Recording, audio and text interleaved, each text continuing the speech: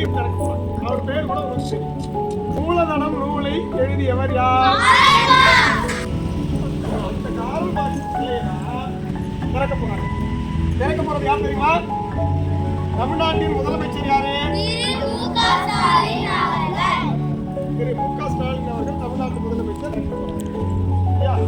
எங்க திறக்க போறாங்க? சரியா? அந்த கன்னிமரா நூலகம்னு ஒண்ணு இருக்கு. யாராவது கன்னிமரா நூலகம் யாரும் மியூசியம் போயிருக்கீங்க? மியூசியம் போயிருக்கீங்களா? அதுக்குள்ள கன்னிமரா நூலகம்னு ஒரு பெரிய நூலகம் இருக்கு. நிறைய நூல்கள் இருக்கிற இடம். நிறைய நூல்கள் இருக்கிற இடம். அங்கதான் கார்ல் மார்க்ஸ் சிலையை திறக்க போறாங்க.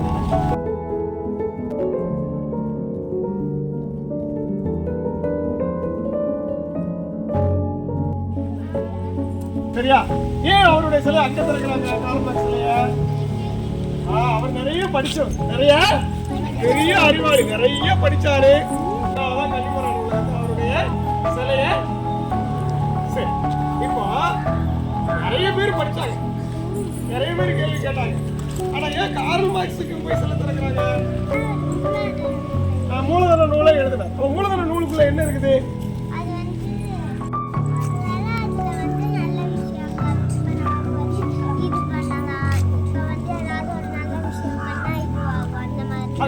நம்ம திருவள்ளுவர் ஐயா நம்ம தெரியணும் இல்லையா? திருவள்ளுவர் ஐயா என்ன சொன்னாரு? படிக்க சொன்னார். சொல்லுங்க, அந்த திருக்குறள் சொல்லுங்க. கற்க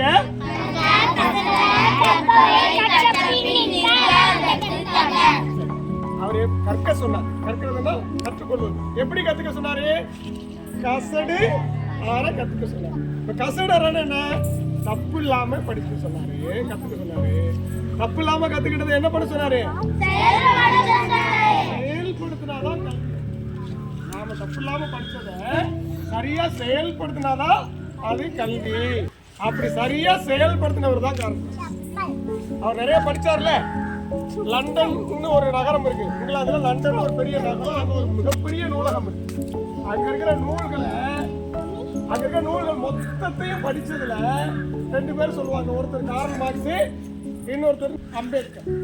அவர் தான் அதிக நூல்களை படிச்சவங்க. இவங்க ரெண்டு பேர் தான் லண்டன்ல இருக்கக்கூடிய எல்லா நூல்களையும் படிச்சதுல முக்கியமானவங்க வந்து கார்ல் மார்க்ஸும் அம்பேத்கரும். ரெண்டு பேரும் படிச்சாங்கல்ல. படிச்சுட்டு வந்து அதை அப்படியே அவங்க மண்டைக்குள்ளே வச்சுக்கிட்டு இருந்தாங்களா? நடைமுறைப்படுத்த நீங்க அம்பேத்கர் என்ன பண்ணாரு? அங்க படிச்ச நூல்கள் இருந்து புரிஞ்சுக்கிட்டு இங்க வந்து என்ன ஆச்சுன்னா நிறைய இங்க மனிதர்களுக்குள்ள வேறுபாடு வச்சிருந்தாங்க.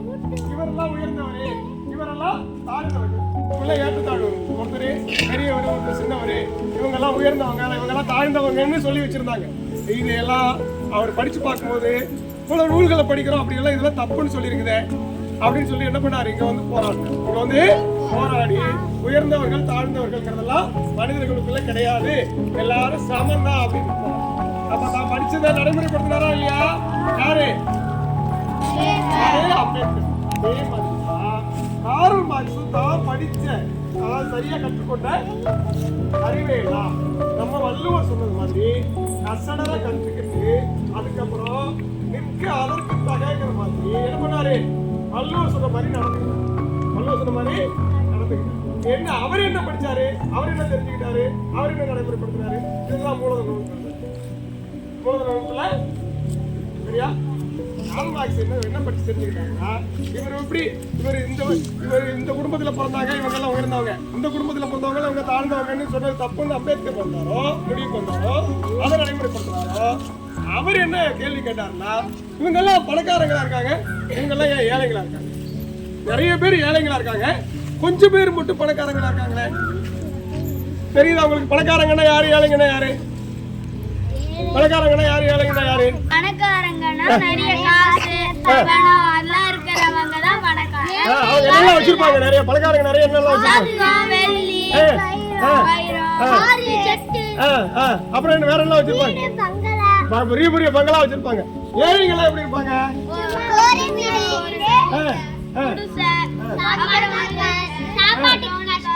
சாப்பாடு கஷ்டப்படுவாங்க. அப்புறம் அவங்க வீடு, ஏழைங்க வீடு எப்படி இருக்கும், பணக்காரங்க வீடு எப்படி இருக்கும்?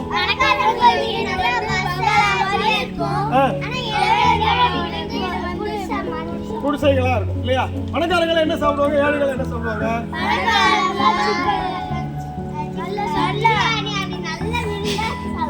ஏழைகள் என்ன சாப்பிடுவாங்க? சரி, இப்போ ஒரு நாடு இருக்குன்னா அந்த நாட்டுல பணக்காரங்க நிறைய இருப்பாங்களா, ஏழைங்க நிறைய இருப்பாங்களா? ஒரு நாட்டுல அதிகமா கஷ்டப்பட்டு வேலை செய்யறவங்க, இப்போ நம்ம கிராமத்துக்கு போனா வயல்வெளிகள்ல கஷ்டப்பட்டு வேலை செய்யறவங்க, நகரத்துக்கு வந்தாங்க அந்த சாலைகள்லாம் பெருக்கிறவங்க இருப்பாங்க, தூய்மை பணியாளர் இல்லையா? அதுக்கப்புறம் பெரிய பெரிய தொழிற்சாலைகளும் கஷ்டப்பட்டு வேலை செய்யறவங்க, கட்டடம் கட்டுறவங்க, இப்படின்னு ஏழைங்க நிறைய இருப்பாங்களா, பணக்காரங்க நிறைய இருப்பாங்களா நகரத்துல? சரி, கார்ல் மார்க்ஸுக்கு ஒரு யோசனை வந்தது. என்னடா இவ்வளவு கஷ்டப்படுறாங்க, இவங்க எல்லாம் ஏழைங்களா இருக்காங்களே, கஷ்டப்படாதவங்களும் பெரிய பெரிய பணக்காரங்களா இருக்காங்களே, ஏன் அப்படின்னு கேள்வி கேட்டேன். புரியுதா உங்களுக்கு? கேள்வி கேட்டு அதுக்கப்புறம் நிறைய படிக்க ஆரம்பிச்சேன். நிறைய படிக்க அவருக்கு ஒரு ஆசிரியர் இருந்தார். கார்ல் மார்க்ஸுக்கு ஒரு ஆசிரியர் இருந்தார். அவர் பேர் என்ன தெரியுமா உங்களுக்கு? ஹெகல். சொல்லுங்க. அவர்கிட்ட இவர் மாணவரா சேர்ந்து அவங்க அந்த ஆசிரியர் என்ன சொன்னார் தெரியுமா? இந்த மாதிரி மரத்தை காட்டுவார். இங்க பாருங்க தம்பிங்களா, இந்த மரத்துல இலையெல்லாம் இருக்கு. இன்னைக்கு இருக்கிற இலை நாளைக்கு இருக்க கீழே விழுந்து. சரியா உங்களுக்கு? இன்னைக்கு நம்ம ஒண்ணு சொல்றோம், இது நாளைக்கு மாறி போயிடும். நாளைக்கு சொல்றது நாளைய மறுநாள் மாறி போயிடும் அப்படின்னு சொல்லும் போது இவங்க எல்லாம் கேட்டாங்க, இந்த ஏழைகளாகவும் பணக்காரங்களாகவும் இருக்கிறவங்க இதெல்லாம் மாறுமா மாறாதான்னு கேட்டாங்க. அவங்க ஆசிரியருக்கு ஒரே இதாச்சு, என்னடா இந்த பசங்க இப்படி கேட்கறாங்களே அப்படின்னு. அவர் சரியா விடை சொல்ல மாட்டாங்க. அப்புறம் நிறைய ஆய்வுகள் செஞ்சு இல்ல இது மாறும் அப்படின்னு சொல்லிட்டு, எப்படி இவங்கெல்லாம் நிறைய பேரு எப்படி ஏழைகளா இருக்காங்க, கொஞ்சமான பேர் மட்டும் எப்படி பணக்காரங்களா இருக்காங்க அப்படின்னு யோசிச்சாங்க. சரியா உங்களுக்கு? இப்போ நிறைய பேர் பேசிட்டு சொன்னாங்க அவங்களுக்கு நிறைய லாபம் கிடைக்குது. என்ன கிடைக்குது? லாபம் கிடைக்குது. யாருக்கு? பணக்காரங்களுக்கு நிறைய லாபம் கிடைக்கும். ஒரு பெரிய தொழிற்சாலை தொடங்குறாங்க, நிறைய லாபம் கிடைக்கும். ஒரு பெரிய சூப்பர் மார்க்கெட் தொடங்குறாங்க, நிறைய லாபம் கிடைக்கும். புரியுதா? அப்ப லாபம் அவங்களுக்கு கிடைக்கிறதுனால பணக்காரங்களா இருக்காங்க. சரி, ஏழைகளுக்கு லாபம் கிடைச்சதா? என்ன கிடைச்சது? வேலை செஞ்சதுக்கு என்னதான் கிடைச்சது? என்ன கிடைச்சது? சொல்லுங்க. கூலி தான் கிடைச்சது. ஒரு பெரிய முதலாளிக்கு லாபம் கிடைச்சது, அதனால ஒரு பணக்காரரா மாறாரு. ஏழைங்களுக்கு, வேலை செய்யற ஏழைங்களுக்கு, தொழிலாளிகளுக்கு, விவசாயிகளுக்கு என்னதான் கிடைக்குது? கூலி தான் கிடைக்குது. அப்ப கூலியை கொஞ்சமா வாங்கிட்டு இவங்க ஏழைகளா இருக்காங்க, அவங்க லாபம் நிறைய சம்பாதிச்சு பணக்காரங்களா இருக்காங்க அப்படின்னு சொல்லும்போது அப்ப மறுபடியும் கேள்வி, இந்த லாபம் மட்டும் அவருக்கு இப்ப அவங்களுக்கு எப்படி கிடைக்குது, இவங்களுக்கு ஏன் லாபம் நிறைய கிடைக்குது, கூலியா கம்மியா கிடைக்குது? இந்த லாபம் எங்க இருந்து வரும்? சொல்லுங்க பாப்போம். லாபம் எங்க இருந்து வர முடியும்? ஒரு பெரிய முதலாளிக்கு லாபம் வருது இல்ல, எதுல இருந்து வருது?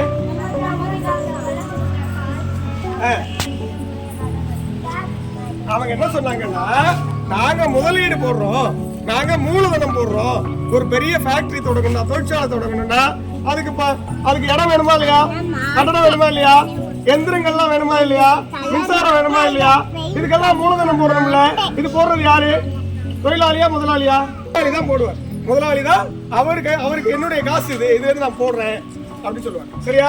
அப்ப அதுல இருந்து கிடைக்கிற லாபம் எல்லாம் இந்த மூலதனம் போட்டதுனாலதான் எனக்கு லாபம் கிடைச்சது, அது என்னுடையதுன்னு சொல்லுவாங்க.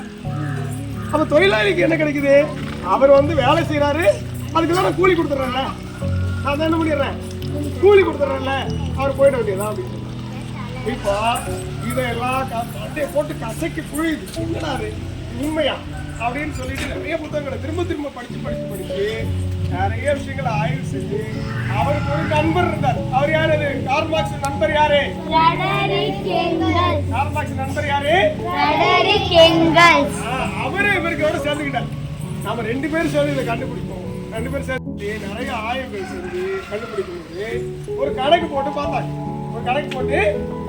என்னன்னா, நம்ம ஒரு பொருள் இருக்குன்னு வச்சுக்கோங்க.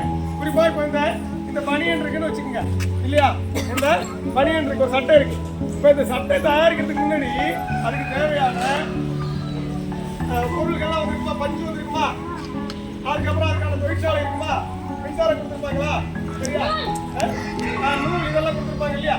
இதையெல்லாம் என்ன பண்ணாங்க அப்படின்னா கணக்கு போட்டு பார்த்தாங்க.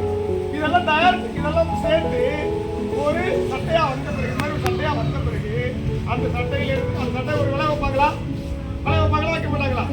சரி, இதுக்கு போட்டிருக்கிற பொருள்கள் எல்லாம் எவ்வளவு காசுன்னு கணக்கு பண்ணி அந்த காசுக்கு அப்படியே கொடுத்துருவாங்களா, அதுக்கு மேல கொடுப்பாங்க? அதுக்கு மேல கொடுப்பாங்க. இப்ப எடுத்துக்காட்டுக்கு இந்த சட்டை தயாரிக்கிறதுக்கு ஒரு ஒரு 100 ரூபாய்க்கு நூல் வாங்கிருக்கோம்னு வச்சுக்கோங்க. அப்புறம் இந்த பட்டன் ஒன்று 10 ரூபாய்க்கு வாங்கிருக்கோம்னு வச்சுக்கோங்க. சரியா உங்களுக்கு? அப்புறம் மின்சாரம் ஒரு 10-20 ரூபாய்க்கு வாங்கிருக்கோம்னு வச்சுக்கோங்க. மின்சாரம் கட்டணம் கட்டிருக்கோம்னு வச்சுக்கோங்க. இடத்துக்கு வாடகை வச்சுக்கோங்க. இதெல்லாம் சேர்த்து ஒரு 200 ரூபாய்க்கு வருதுன்னு வச்சுக்கோங்க.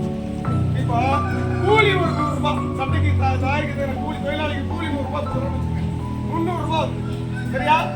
இப்போ இந்த 300 ரூபாய்க்கு முதலாளி இருப்பாரா, அதுக்கு மேல இருப்பாரா? இந்த 300 ரூபாய் தானே அதுக்கு அடக்க விலை. இவர் எப்படி 500 ரூபாய்க்கு விற்கிறாரு? யார் என்ன சொல்றாரு? இந்த 200 ரூபாய் நான் போட்ட மூலதனத்துக்கு, நான் பணம் போட்டல நூல் வாங்குறதுக்கு, பட்டன் வாங்குறதுக்கு, மின்சாரத்துக்கு கூலி கொடுத்து நான் பணம் போடல, அந்த மூலதனம் தான் அந்த லாபத்தை கொடுத்துச்சு அப்படின்னு சொன்னார். முதலாளிகள் எல்லாம் சொன்னாங்க, இல்ல இதுல ஏதோ தப்பு இருக்கு, இவங்க ஏதோ ஏமாத்துறாங்க. அப்படி கிடையாது. அப்ப ஒரு கணக்கு போட்டு பார்த்துட்டு, இந்த பாருப்பா, நூல் என்ன விலை வாங்கினியோ அந்த விலையை புதிய பொருள்ல ஏத்திட்டேன், விலை வச்சுட்டீங்க. பட்டன் நூல் விலையை அதுல கொண்டு வந்துட்டீங்க. மின்சாரத்துக்கு எவ்வளவு கொடுத்தீங்களா கொண்டு வந்துட்டீங்க. வாடகை எவ்வளவு கொடுத்தீங்களா கொண்டு வந்துட்டீங்க. புரியுதுங்களா உங்களுக்கு?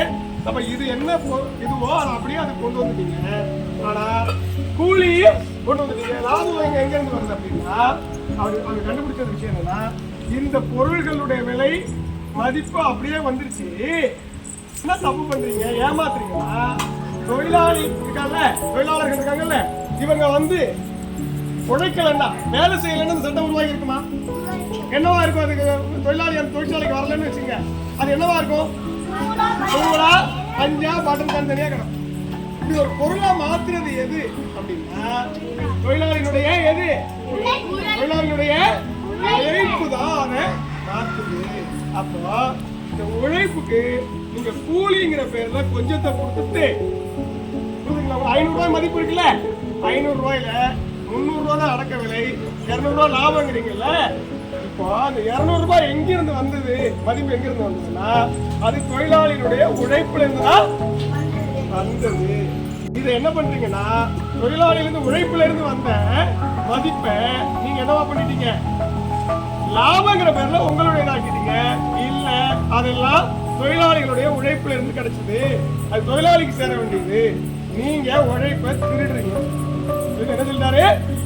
உழைப்ப, தொழிலாளி உழைப்பெல்லாம் என்ன பண்ணீங்க? திருடிதான் லாபமா மாத்திக்கிட்டீங்க அப்படின்னு அவர் போட்டு கணக்கு போட்டு எழுதின நூல் தான் என்னது? மூலதனம்ங்கிற நூல். அந்த நூலை எழுதி அதுக்கப்புறம் வந்து அது அவருடைய வாழ்நாள் முழுக்க கடைசி வரைக்கும் அவர் அதுக்காகவே உழைச்சார். அப்போ இதெல்லாம் எழுதின உடனேயும் சரி, இதெல்லாம் எழுதி வச்சுட்டாரு.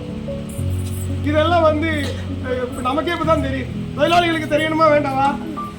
அதுக்காக என்ன பண்ணாரு? உலகம் முழுக்க எல்லாரையும் சொல்ல, தொழிலாளிகிட்ட சொல்லி, இது மாதிரி நீங்க உழைக்கிற உழைப்புல இருந்தா லாபம் கிடைக்குது, இது வரைக்கும் ஏமாத்திட்டு இருக்கிறாங்க, நீங்க எல்லாம் என்ன பண்ணணும்? உங்களுடைய உரிமைக்காக என்ன பண்ணணும்? என்ன செய்யணும்? போராடணும். நீங்க அமைப்பா சேர்ந்து போராடணும்னு சொன்னாங்க. அப்படி அவர் சொல்லி முடிக்கிறதுக்குள்ளேயே அவருடைய காலம் முடிஞ்சிருச்சு. கடைசி காலம் வந்துருச்சு. அவ்வளோ ஆண்டு காலம் அவரு அதுக்காகவே வேலை செஞ்சார். சரி, அவருடைய வாழ்நாள்ல அவரு கடைசி வரைக்கும் ஏழையாக தான் இருந்தார். பெரிய பணக்காரர்லாம் இல்லை. அவங்க மனைவி ஒரு பெரிய பணக்கார குடும்பத்தில் பிறந்தவர். கார்ல் மார்க்ஸ் ஒரு பெரிய பணக்கார குடும்பத்தில் பிறந்தவர். ஆனா அவங்க பணக்காரங்க மாதிரியே கடைசி வரைக்கும் வாழ, ஏழைகளுக்காக, தொழிலாளிகளுக்காகவே அந்த வாழ்க்கையெல்லாம் விட்டுட்டு என்ன பண்ணாங்க? அவ்வளோ படிப்பு படிச்சவங்க, அவ்வளோ விஷயம் தெரிஞ்சவங்க. அவங்க நினைச்சதா என்ன பண்ணிருக்கலாம்? அன்னைக்கு இருக்க பணக்காரங்களுக்காக இருந்து வாழ்ந்திருந்தா இவங்களும் பணக்காரங்களா இருந்திருக்கலாமா? சரியா? பணக்காரங்களை எதிர்த்து எழுதாம, இந்த உண்மையை சொல்லாம, ஏழைங்களுக்காக அவர் போராடாம, ஏழைங்களுக்காக எழுதாம, பணக்காரங்களை பார்த்து நீங்க எல்லாம் பெரிய பெரிய ஆட்கள், பணக்காரங்க, நீங்க எல்லாம் நல்லவங்க அப்படின்னு சொல்லியிருந்தா அவருக்கு நிறைய பணம் கிடைச்சிருக்குமா? கிடைச்சிருக்குமா? கிடைக்காதா? ஆனா அவர் அப்படி செய்யல. செய்யாம என்ன பண்ணாருன்னா, அவங்களுடைய ஒரு குழந்தை வந்து புதைக்கிறதுக்கு அவங்க நாட்டுல எல்லாம் பெட்டி வச்சுதான் புதைப்பாங்க. அந்த வீடுகளை சவ பெட்டி வச்சிருப்பாங்க இல்லையா, அந்த பெட்டி வாங்க கூட காசு. பால் கொடுக்கறதுக்கு போது கார்ல் மார்க்ஸுடைய மனைவியினுடைய மார்பகத்திலிருந்து பால் கொண்டா ரத்தம் தான் வந்துச்சு. பால் குடிக்கும் போது பாலே சுரக்கல. அவங்க அப்படின்னா என்ன அர்த்தம்? அவங்க அம்மா நல்லா சாப்பிடல. யாரு? கார்ல் மார்க்ஸுடைய மனைவி நல்லா சாப்பிடல, நல்ல சாப்பாடு கிடைக்கல. ஆனா அவங்க யாரு? ஒரு பெரிய அமைச்சர். சரியா? அப்படியெல்லாம் கஷ்டப்பட்டு சரி, இதெல்லாம் எழுதி முடிச்சுட்டாங்க. இதெல்லாம் நான் மறுபடியும் நடைமுறைப்படுத்தணுமா வேண்டாமா? அது நிறைய பேர் படிச்சாங்க. உலக படிச்சாங்க, காரணமாச்சு என்ன சொன்னாலும் படிச்சாங்க, எல்லாம் தெரிஞ்சுக்கிட்டாங்க. ஆனா யாரும் ஒழுங்கா நடைமுறைப்படுத்தவே இல்லை.